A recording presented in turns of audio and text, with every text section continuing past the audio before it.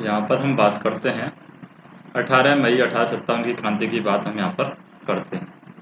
जैसे ये एक्चुअल में हो गई थी 18 मई 1857 में, वैसे इसकी एक्चुअल डेट थी, यानी जब इसको 1857 की क्रांति को करना था तो इसकी एक्चुअल डेट अलग थी। अगर एक्चुअल डेट क्या थी यहाँ पर 31 मई, यहाँ पर ये डेट फिक्स की गई थी, लेकिन 18 मई को ये क्रांति हो जाती है। तो यहाँ पर जो चिन्ह रखा गया था इस क्रांति का, वो चिन्ह की हम बात करें तो यहाँ पर रोटी व कमल इस क्रांति का चिन्ह है, रखा जाता है। और इस टाइम पर जो गवर्नर जनरल थे भारत के, गवर्नर जनरल, वो थे लॉर्ड कैनिंग। उस टाइम पर गवर्नर जनरल थे। नेक्स्ट हम बात करें इस 1857 की क्रांति का कारण क्या था, तो कारणों की बात करें, पहला कारण तो था वेलेजली की सहायक संधि। यानी क्या करता था वेलेजली? वेलेजली की सहायक संधि। तो वेलेजली यहाँ पर सहायक संधि का नियम था कि सुरक्षा की जिम्मेदारी के लिए यहाँ पर कंपनी है किसी भी सामंत से या शासक से सुरक्षा की जिम्मेदारी लेती है कि वो उसके शासन का सुरक्षा करेगी और फिर उस पर धीरे धीरे कब्जा कर लेती है। तो इस नियम से यहाँ पर सहायक संधि के नियम से ये सामंतों ने यहाँ पर क्या कर दिया, विद्रोह कर दिया। तो सामंत यहाँ पर विद्रोह का कारण बनते हैं, सामंतों के विद्रोह का, वेलेजली की सहायक संधि। दूसरा एक कारण आता है डलहौजी की गोद निषेध नीति। जो लॉर्ड डलहौजी है उसकी गोद निषेध नीति है। गोद निषेध नीति का मतलब क्या होता है कि अगर आपने कोई लड़का गोद लिया है तो उसको राजा नहीं माना जाएगा, उसको शासक नहीं माना जाएगा। तो इस तरीके से इस गोद निषेध नीति को हम कैसे कर सकते हैं, कुप्रबंध नीति, कुप्रबंध नीति। नेक्स्ट हम बात करते हैं तीसरा, जैसे कि भारतीयों की जो उच्च पद पर नियुक्ति नहीं की जाती थी, और अगर उच्च पद पर नियुक्ति की भी जाती थी तो समान वेतन अंग्रेजों के अनुसार नहीं दिया जाता था। चौथा कारण हम यहाँ पर बात करते हैं। नेक्स्ट हम देखें यहाँ पर रंग भेद की नीति।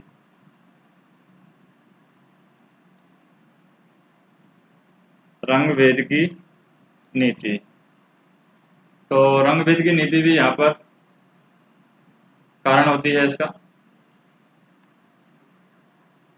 और पांचवा कारण है बाइबिल की शिक्षा स्कूलों में देना ताकि इस्लाम धर्म को लोग अपना सके। बाइबिल की शिक्षा स्कूलों में देना, तो ये भी एक कारण है यहाँ पर। नेक्स्ट हम देखें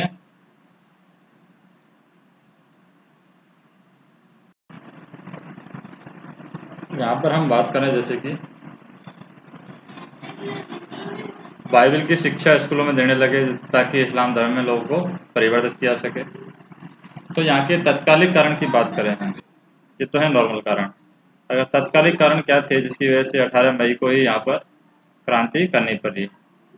तत्कालिक कारणों में पहला कारण आता है बैरकपुर। बैरकपुर में मंगल पांडे हैं। बैरकपुर, बैरकपुर में कौन है? मंगल पांडे। और मंगल पांडे ने यहाँ पर 29 मार्च 1957 को क्रांति की थी। 29 मार्च 1957 को क्या होता है, जनरल बाग और ह्यूडसन की यहाँ पर हत्या कर दी जाती है मंगल पांडे के द्वारा।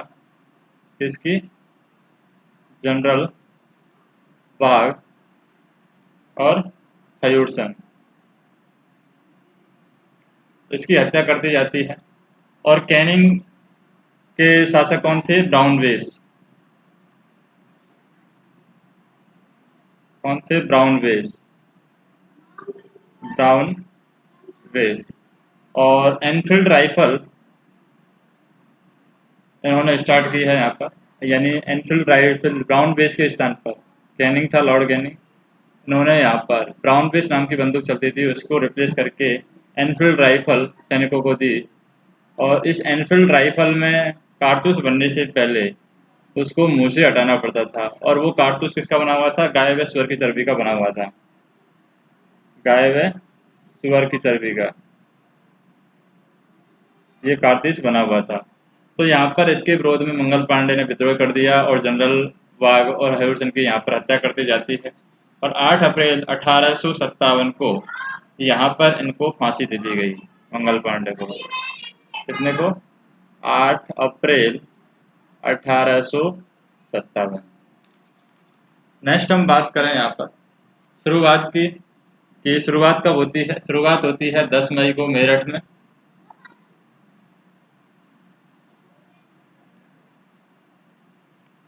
कब होती है शुरुआत? 10 मई को मेरठ में होती है।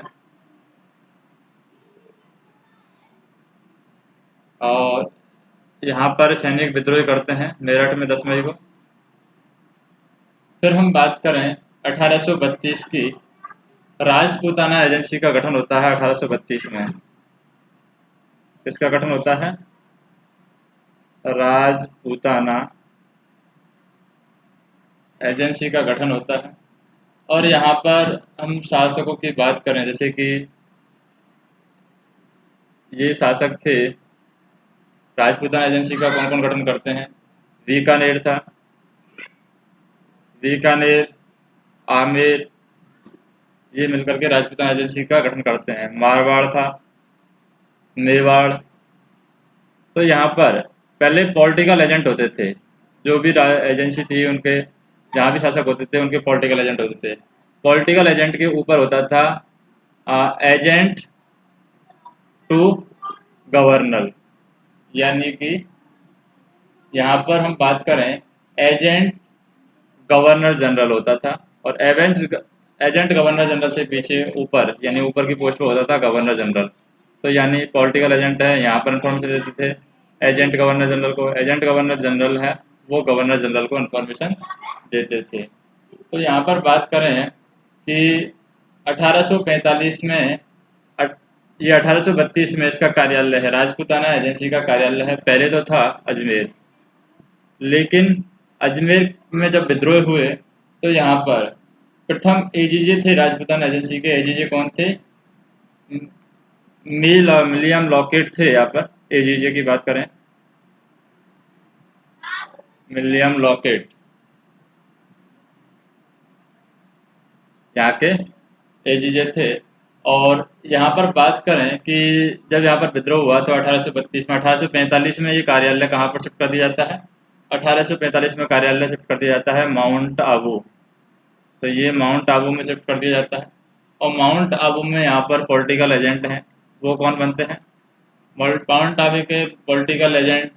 और उसके अकॉर्डिंग ये बात होती है आगे, पॉलिटिकल एजेंट, फिर एजेंट ऑफ गवर्नर जनरल, फिर गवर्नर जनरल आता है। तो यहाँ पर 1857 में जो एजीजे थे राजस्थान में, एजेंट टू गवर्नर जनरल, ये थे George Patrick Lawrence. George Patrick Lawrence, ये यहाँ पर एजीजे थे। और स्थान की बात करें हम, जैसे कहाँ कहाँ पर कौन कौन से पॉलिटिकल एजेंट थे, तो स्थान में आ जाता है हमारे, जैसे जयपुर। जयपुर के पॉलिटिकल एजेंट थे general Eden. General Eden political agent थे। भरतपुर के थे मॉरिसन। भरतपुर के पॉलिटिकल एजेंट कौन थे? मॉरिसन थे। तीसरे थे कोटा की मेजर बर्टन। Major Burton. और जोधपुर के थे मेक मोर्सन। कौन थे? मेक मोर्सन। और उदयपुर के थे मेजर सावर्स। उदयपुर के कौन थे? मेजर सावर्स। ये पॉलिटिकल एजेंट थे। यहाँ पर 6 सैनिक छावनियां होती हैं।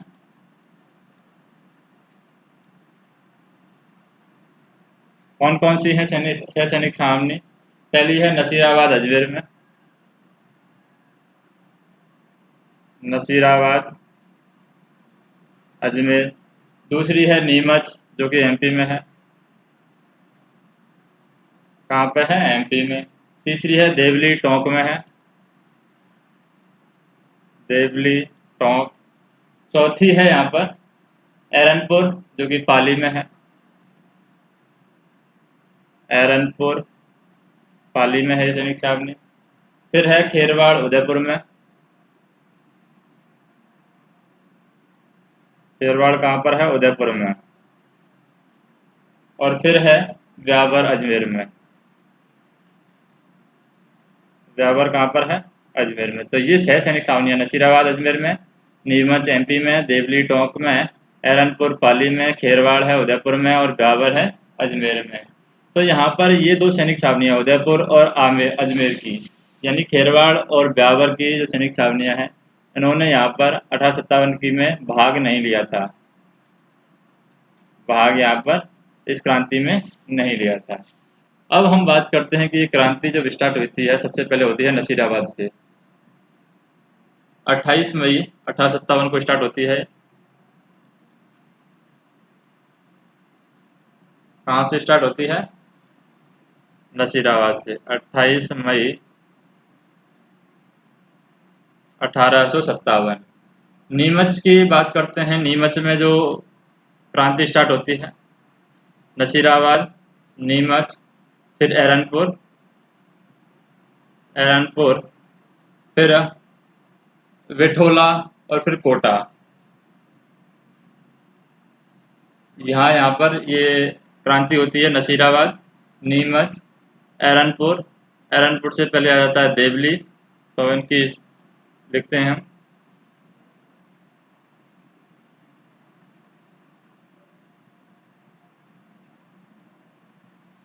नसीराबाद, नीमच, देवली,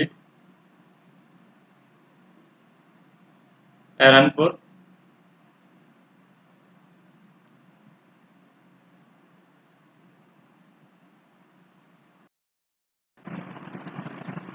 एरनपुर के बाद में यहाँ पर क्रांति होती है बिठोला में और फिर कोटा में, विठोला और कोटा। तो यहाँ पर इनकी डेट अगर याद करनी है, जैसे 28 है तो 28 के अकॉर्डिंग 28, 3, 5, 21, 8, 15 ये इनकी डेट है। 28, 3, 5, 21, 8, 15,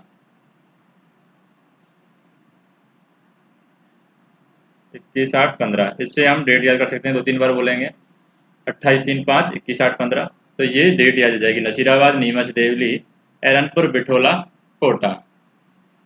नसीराबाद, नीमच, देवली, एरनपुर, बिठोला, कोटा। तो मई की बात करें, मई में स्टार्ट हुई थी। तो यहाँ पर मई के बाद में जून, 5 जून 1857 को क्रांति हुई यहाँ पर। फिर 5 जून, 3 जून के बाद में 5 जून 1857 को क्रांति हुई। फिर जून जून हो गया तो जून, यहाँ पर जुलाई आना चाहिए था इसलिए जून आ गया। फिर आएगा डायरेक्ट अगस्त। तो 21 अगस्त को यहाँ पर क्रांति होती है 1857 में एरनपुर में। फिर बिठोला में जो क्रांति होती है 8 सितंबर, अगस्त के बाद में सितंबर में क्रांति 1857 में। और फिर होती है 15 अक्टूबर, सितंबर के बाद में अक्टूबर 1857 को क्रांति होती है।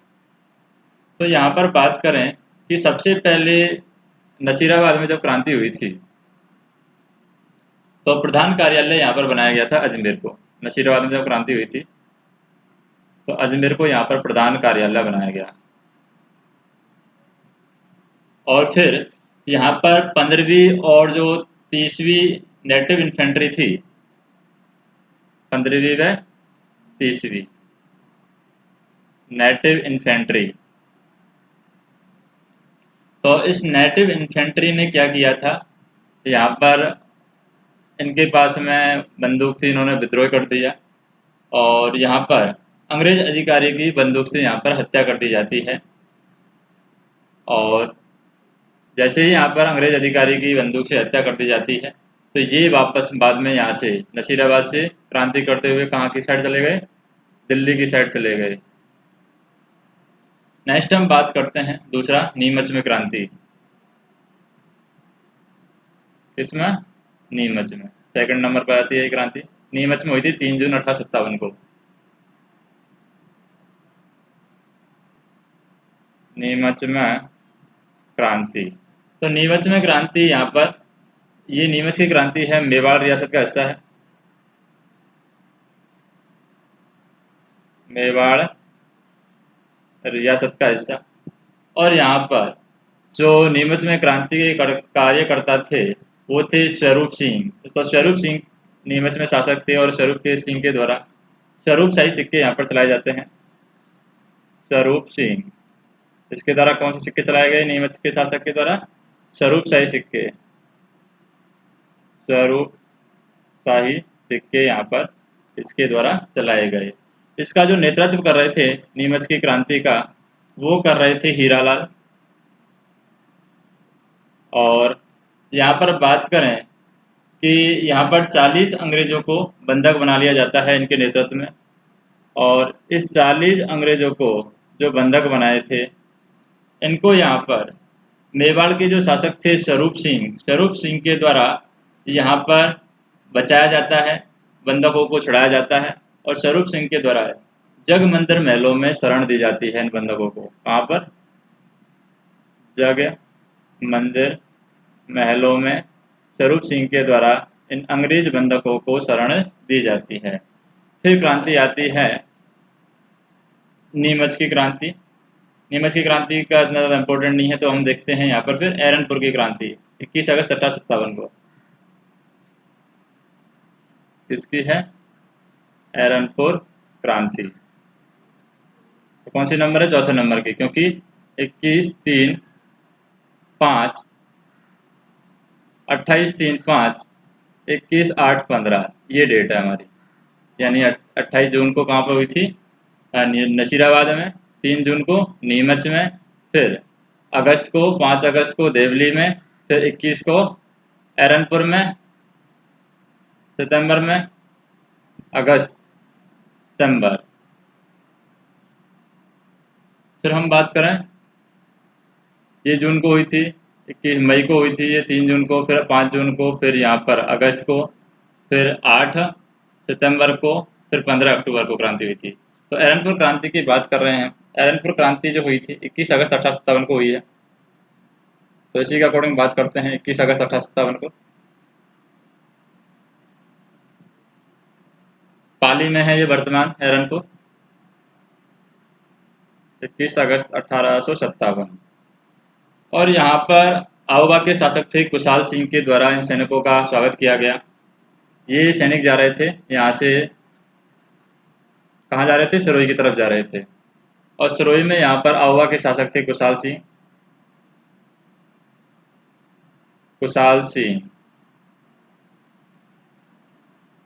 तो कुशाल सिंह ने यहाँ पर किसका स्वागत किया? आओबा के शासक का। और यहाँ पर मारवाड़ के स्वरूप सिंह ने यहाँ पर इससे अनबन के कारण, ये आओबा के शासक थे कुशाल सिंह, इसकी अनबन किससे चल रही थी? मारवाड़ के शासक यहाँ पर गज सिंह से चल रही थी। उस टाइम पर मारवाड़ के शासक थे गज सिंह, उससे यहाँ पर आओबा के शासक कुशाल सिंह की कुछ अनबन चल रही थी। इसलिए जब एरनपुर क्रांति के सैनिक इधर जा रहे थे तो आओबा के शासक कुशाल सिंह ने इन सैनिकों का स्वागत किया। और यहाँ पर शीतल प्रसाद और आबू में यहाँ पर इस क्रांति का नेतृत्व किया था। वो 3 लोगों ने यहाँ पर आबू में 3 लोगों ने यहाँ पर नेतृत्व किया था। उनका नाम क्या था? एक तो सिरोही के थे, सिरोही के कौन कौन थे? सिरोही की तरफ जा रहे थे तो आबू में 3 लोगों ने यहाँ पर नेतृत्व किया। एक तो था शीतल प्रसाद, एक था यहाँ पर मोती खां, और एक था तिलक राम। ये तीनों लोग हैं यहाँ पर इस क्रांति का नेतृत्व करते हैं। और जब इस क्रांति का नेतृत्व किया तो उसके बाद में यहाँ पर किसकी क्रांति हुई? पूर्वीय की क्रांति हुई। पूर्वीय की क्रांति, इसको हम कहते हैं पूर्वीय की क्रांति। और यहीं पर नारा दिया गया, चलो दिल्ली मारो फिरंगी का नारा यहाँ पर दिया गया। चलो दिल्ली मारो फिरंगी, ये नारा यहाँ पर दिया जाता है। नेक्स्ट हम बात करते हैं यहाँ पर कुशाल सिंह और क्रांतिकारी हैं, इन दोनों की यहाँ पर जीत होती है 8 सितंबर 1857 की क्रांति में। किसकी जीत होती है? कुशाल सिंह और क्रांतिकारियों की जीत होती है। कुशाल सिंह प्लस क्रांतिकारी, इन दोनों की यहाँ पर जीत होती है। और मारवाड़ के शासक तख्त सिंह थे, और यहाँ पर मारवाड़ के शासक कौन थे? तख्त सिंह।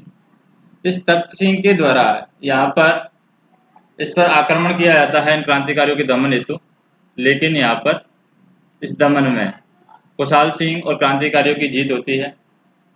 और तख्त सिंह यहाँ पर तख्त सिंह के साथ में एक और सेनापति आते हैं जिसका नाम था ओनाड़ सिंह। ओनाड़ सिंह। फिर हम बात करते हैं यहाँ पर जो मारवाड़ के पॉलिटिकल एजेंट थे। पॉलिटिकल एजेंट का नाम है मेक मोहसेन। क्या नाम है? मेक मोहसेन पॉलिटिकल एजेंट का नाम है। और यहाँ के सेनापति आते हैं, पॉलिटिकल एजेंट मेक मोहसेन के सेनापति आते हैं हीथकोट। तो यहाँ पर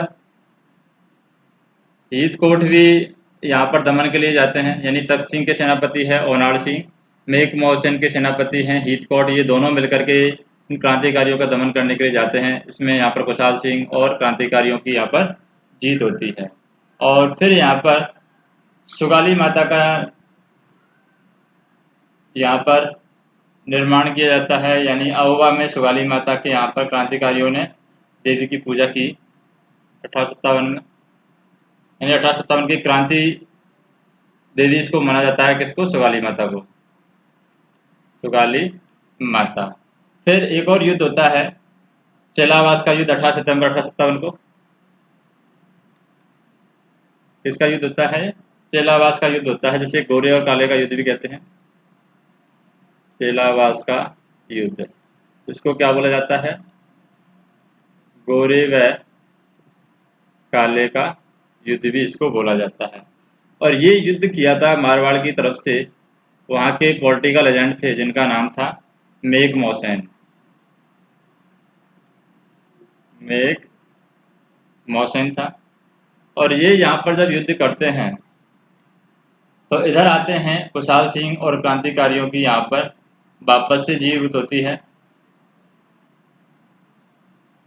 क्रांतिकारी प्लस खुशहाल सिंह दोनों यहाँ पर युद्ध लड़ते हैं इससे, और वापस से जीत होती है।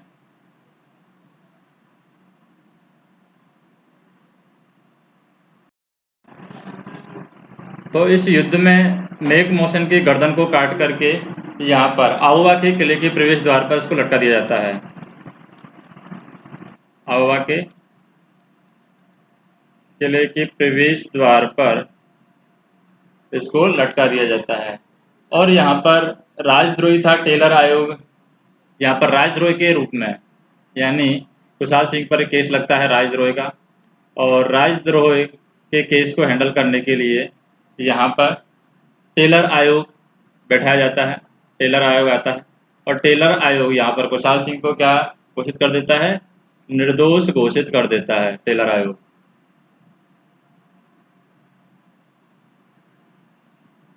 नेक्स्ट हम देखें 7 जनवरी 1858 को जनरल होम्स के द्वारा जनवरी 1858 में जनरल होम्स के द्वारा, ये अहोवा में थे जनरल होम्स, इसके द्वारा पृथ्वी सिंह को नाथद्वार में दमन हेतु भेजा जाता है।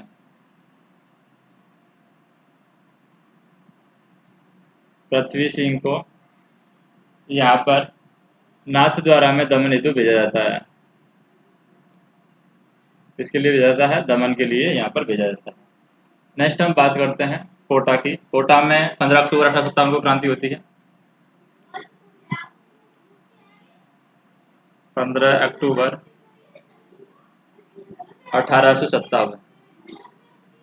तो यहाँ पर ये कब होती है? धनतेरस के दिन होती है। और इसके पॉलिटिकल एजेंट थे मेजर वर्टन। कौन थे? मेजर वर्टन यहाँ के पॉलिटिकल एजेंट थे। और हम बात करें पॉलिटिकल एजेंट के बारे में, तो राम सिंह सेकंड आते हैं यहाँ पर। राम सिंह सेकंड और यहाँ पर जयदयाल के द्वारा राम सिंह सेकंड को बंधक बनाया जाता है। किसको बंधक बनाया जाता है? राम सिंह सेकंड को यहाँ पर बंधक बनाया जाता है, यानी नजरअंदाज कर दिया जाता है, नजरबंद कर दिया जाता है यहाँ पर। और फिर उसके बाद में हम बात करें यहाँ पर शासक की, तो शासक में आते हैं नेतृत्वकर्ता या प्रशासक आते हैं ये जयदयाल यहाँ पर। और फिर इसके बाद में जयदयाल ने जब यहाँ पर राम सिंह सेकंड को बंधक बना लिया तो यहाँ पर प्रशासक किसको बनाया गया? यहाँ पर जयदयाल यहाँ पर प्रशासक बन जाता है और मेहताब खां के नेतृत्व में ये युद्ध लड़ा जाता है। मेहताब खां, तो यहाँ पर शासक नेतृत्व करता थे जयदयाल और प्रशासक करता भी ये रहते हैं। राम सिंह सेकंड को बंधक बनाते हैं और यहाँ पर ये प्रशासक बन गया तो इससे यहाँ पर साइन करवा लिया जाता है, बंधक बना करके यहाँ पर साइन करवा लिया जाता है। नेक्स्ट हम बात कर रहे हैं, जैसे मेजर वर्टन है, यहाँ पर बात करें बाद में, जैसे मेजर वर्टन है उसको बाद में गर्दन काट करके लकड़ी पर टांग करके इसको पूरे शहर में घुमाया जाता है। मेजर वर्टन की गर्दन को काट करके, गर्दन काट कर लकड़ी में टांग कर पूरे शहर में इसको घुमाया जाता है। नेक्स्ट हम बात करते हैं कि अंग्रेजों की सहायता के लिए बंधन जो किया था, राम सिंह सेकंड को बंधक बनाया था यहाँ पर, तो अंग्रेजों की सहायता की यहाँ पर किसने? करौली के मदन पाल ने यहाँ पर अंग्रेजों की सहायता की। और इस मदन पाल ने राम सिंह को यहाँ से बंधन से मुक्त करवाया, इस बंधन से। और उसके बाद में अंग्रेजों की सहायता करने के लिए तोपों की सलामी की संख्या करौली के मदन पाल की बढ़ा दी गई। तोपों की सलामी की संख्या यहाँ पर बढ़ा दी जाती है और यहाँ पर कोटा की यहाँ पर तोपों की सलामी की संख्या कम कर दी गई, कम कर दी थी।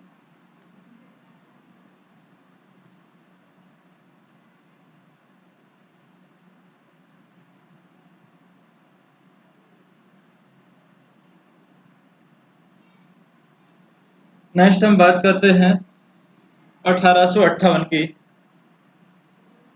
1858 में ब्रिटिश ईस्ट इंडिया कंपनी का शासन का अंत हो जाता है। यहाँ पर 1858 में ब्रिटिश ईस्ट इंडिया कंपनी का अंत हो जाता है और ब्रिटिश ताज के अधीन चला जाता है अंत होकर के। ब्रिटिश ताज, तो ब्रिटिश ताज के अधीन जाता है, तो यहाँ पर गवर्नर जनरल थे वायसराय।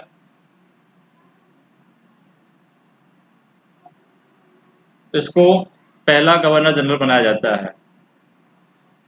तो गवर्नर जनरल की जो पोस्ट थी, ये गवर्नर जनरल उस टाइम पर लॉर्ड कैनिंग ही थे। इस पोस्ट को हटा करके वायसराय की पोस्ट यहाँ पर स्टार्ट कर दी जाती है।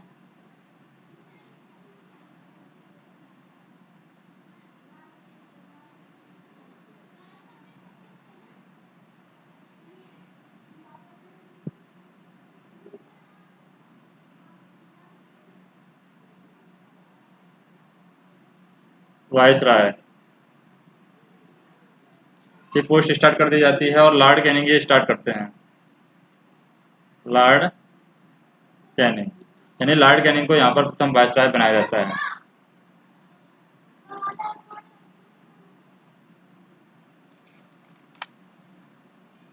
तो इस तरीके से 1857 की क्रांति चलती है।